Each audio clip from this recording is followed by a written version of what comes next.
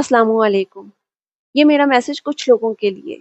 اسرائیل کی حمایت کرنا بند کر دیں، ان کا ساتھ دینا بند کر دیں۔ اب آپ یہ سوچ رہے ہوں گے کہ یہ کیا بول رہی ہے اور ہم کس طرح سے ان لوگوں کا ساتھ دے رہے ہیں۔ جی ہاں، آپ ساتھ دے رہے ہو ان کی چیزیں خرید کر، اور یہ غلط ہے اور آپ غلط طرف کھڑے ہیں۔ وہ شیطان ہے، اور جو شیطان کا ساتھ دے وہ برائی کا ساتھ دے رہا ہے۔ جب آپ مر جائیں گے تو آپ اللہ کو کیا جواب دو گے؟ مرنا تو سب نہیں ہے، اور یہ وقت ضرور آئے گا۔ کلو نفس ذائقۃ الموت، ہر ایک نے موت کا مزہ چکھنا ہے، اور کوئی بھی موت سے بچ نہیں سکتا۔ تو آپ کیا جواب دو گے جب آپ کو اللہ کے حضور پیش کیا جائے گا؟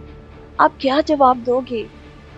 قیامت کے دن جب آپ سے پوچھا جائے گا کہ آپ نے فلسطینیوں کے لیے کیا مدد کی تھی، تو آپ کیا جواب دو گے؟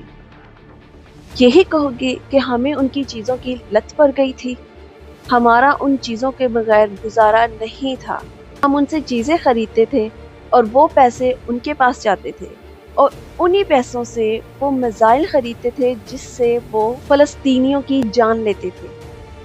کیا یہ جواب ہوگا آپ کے پاس؟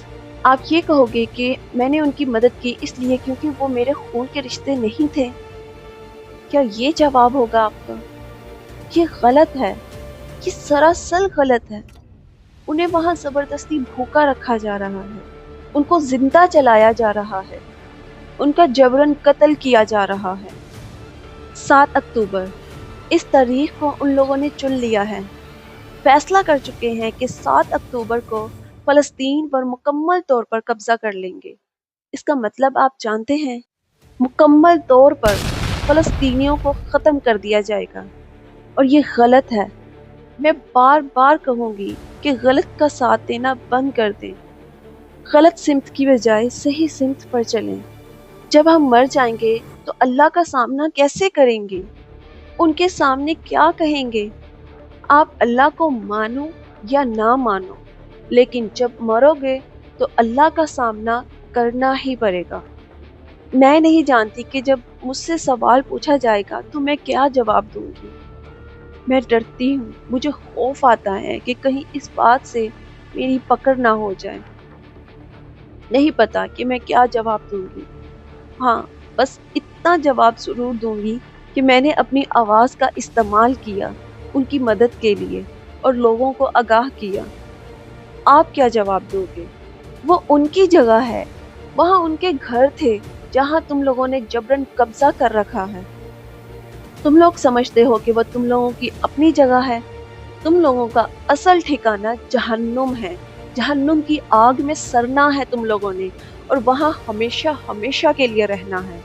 سال پہلے فلسطینیوں کے لیے بہت سے لوگوں نے آواز اٹھائی، احتجاج کیا، ان کی چیزوں کا بائیکاٹ کیا، جو کہ بہت اچھی بات تھی، لیکن ان کو ذرہ برابر فرق پڑا تھا۔ وہ اس لیے کیونکہ ہمیں تو ان کی چیزوں کی لت پڑ گئی تھی، اور ہم وہ چیزیں چھوڑ نہیں سکتے تھے۔ کچھ دیر کے لیے بائیکاٹ کیا، پھر دوبارہ سٹارٹ کر لی، تو ان کو کہاں فرق پڑنا تھا؟ وہ ہمارے گھر والے تو نہیں تھے نا کہ جس سے ہمیں فرق پڑتا۔ بس کچھ دیر کے لیے فرق پڑا، پھر خاموش، ایسے جیسے کچھ ہوا ہی نہ ہو۔ یہ جو قافلہ گیا تھا فلسطینیوں کی مدد کے لیے، ان لوگوں کی وجہ سے پھر سے لوگوں میں فلسطینیوں کے لیے ہمدردی پیدا ہوئی، ان کے لیے جذبہ پیدا ہوا۔ خدا کے لیے اب اس جذبے کو کم مت ہونے دینا۔ 7 اکتوبر زیادہ دور نہیں ہے، یاد رکھیے گا اس ڈیٹ کو۔ اللہ حافظ۔